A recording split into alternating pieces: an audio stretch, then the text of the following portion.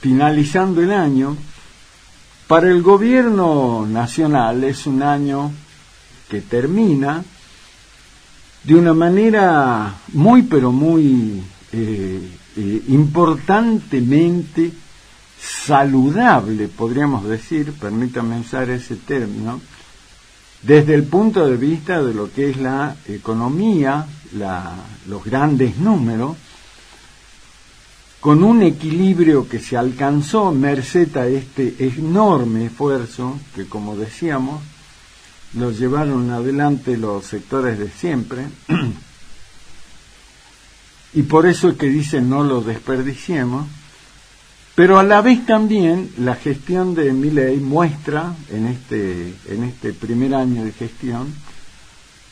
al menos desde mi criterio, creo que no soy el único que lo mira así, pero desde acá lo planteamos siempre, un gran desequilibrio en lo político.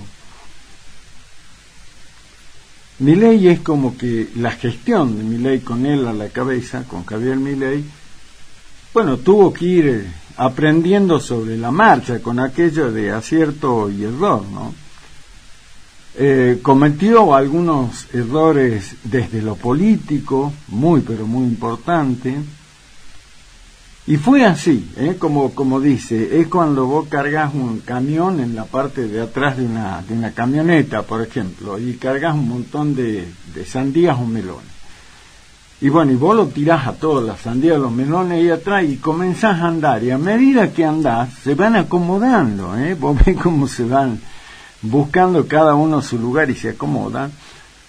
Más o menos así pasó para graficar un poco, según mi punto de vista, lo que fue la gestión de Milei, porque recordemos que llega, es una mini estructura política, ni siquiera partido político tenía Milei, de manera tal que arrancó su gestión ocupando cargos importantes en la gestión pública, que realmente el único que lo conociera él, con cero experiencia política y demás. Y de allí entonces que en los primeros meses de la gestión se produjeron estas renuncias, cambios, a algunos lo echaron directamente, a otros se fueron, tuvo nada más y nada menos que apenas inició la gestión,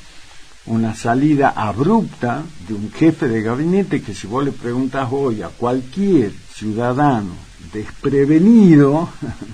un ciudadano de a pie,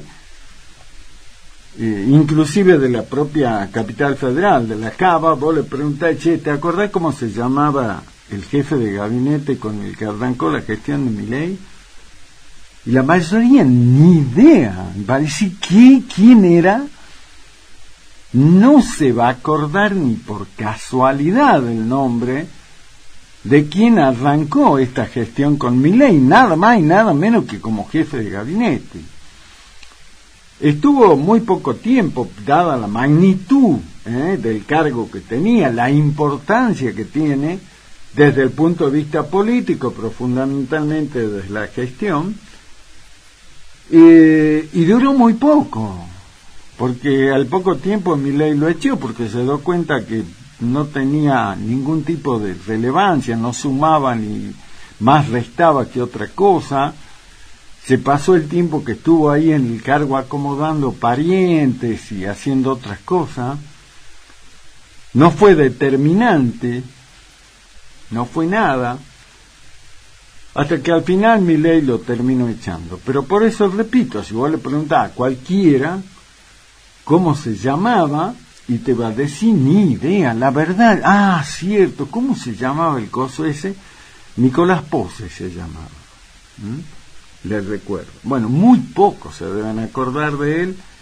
y así como él hubo otros que también se fueron muy pronto de la gestión, y se empezó a acomodar más o menos el tema del gabinete, y quedó conformado de la forma en que está ahora, con una muy clara línea de conducción, y que está en lo que algunos llaman el triángulo de hierro, le dicen algunos, ¿no? donde está obviamente el presidente, y a los dos costaditos, ahí abajito, está su hermana Karina, que tiene un peso enorme en la gestión de gobierno y en el armado político, y el otro que está del otro lado, el que es una figura con un peso enorme en las decisiones, en la política y todo lo demás,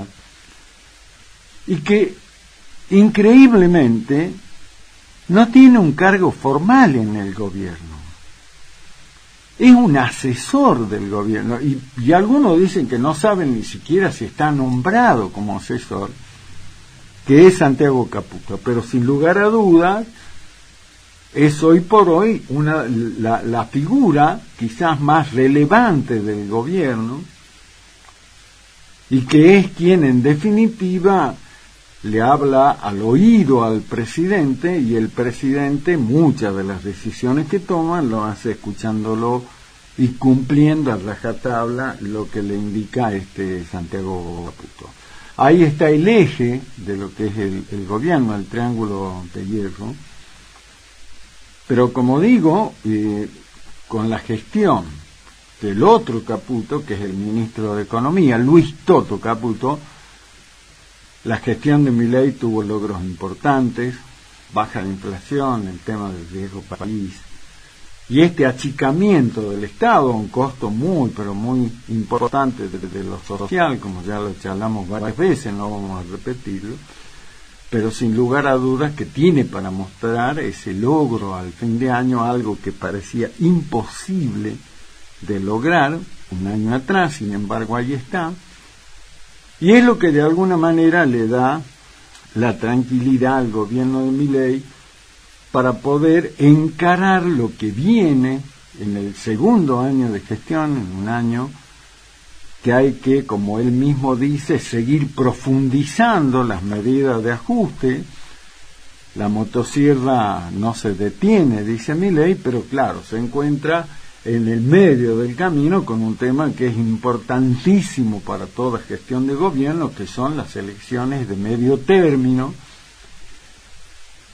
y donde está bien si por un lado el gobierno quiere profundizar lo que viene haciendo, pero va a tener que hacer una evaluación también para decir, bueno, ¿y qué impacto va a tener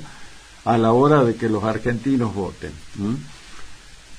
Ese es el gran desafío que tiene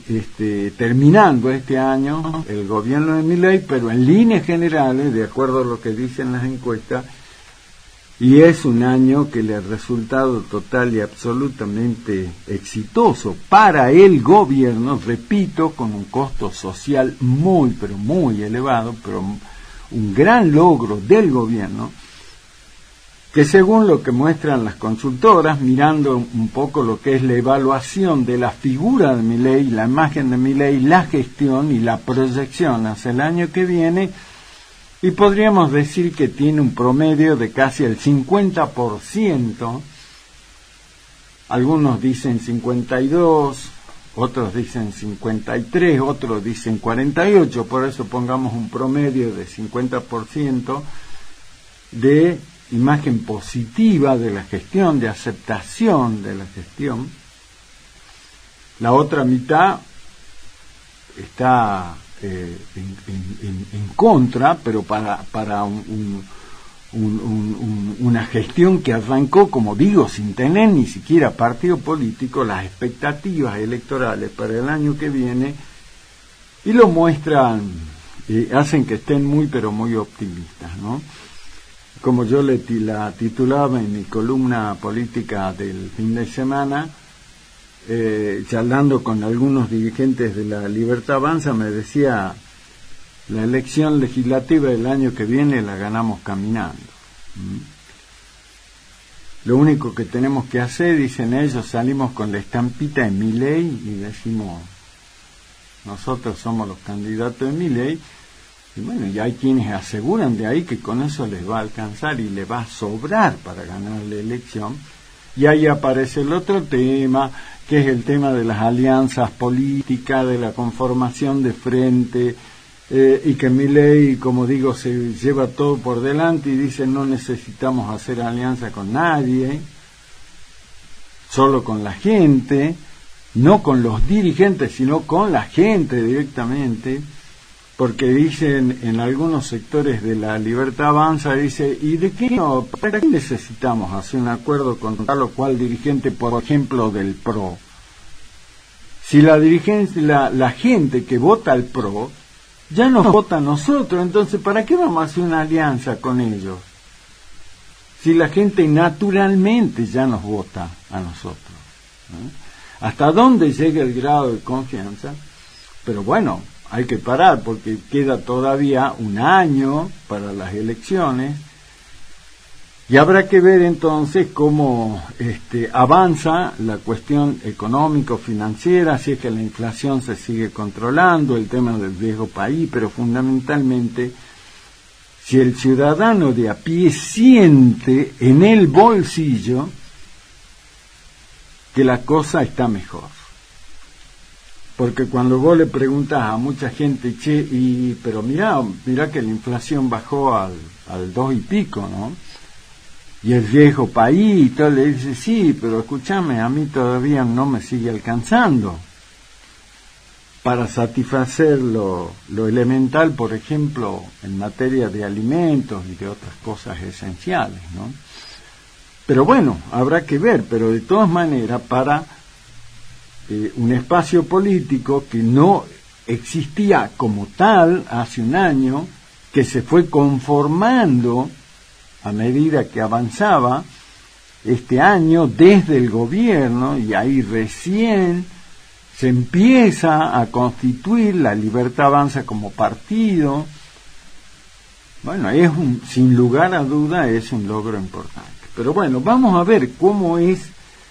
sigue esto, porque hay un montón de cuestiones que todavía están a la espera de ver cómo se va a avanzar y cómo se va a resolver. Y ese es un tema del que queremos abordar hoy para ver qué impacto va a tener eso en nuestra provincia particularmente, porque una de las medidas más importantes del ajuste del gobierno nacional y pasó por quitarle recursos a las provincias. Como les decía el otro día, se estima que son 700.000 millones de pesos los que no se enviaron como recursos, ¿no? Con recursos como plata a las provincias durante todo este 2024 y que en las provincias repercute en el tema de lo que son las obras de infraestructura. El tema, por ejemplo, acá lo sentimos en lo que es el incentivo docente o los subsidios al transporte. Se paralizó un montón de cuestiones, atendiendo inclusive programas de salud esenciales que habían, recursos que venían de Nación y de la noche a la mañana no vinieron más. Así que bueno, habrá que ver cómo se va a encaminar este año 2025, como digo, en el medio con una elección de renovación legislativa.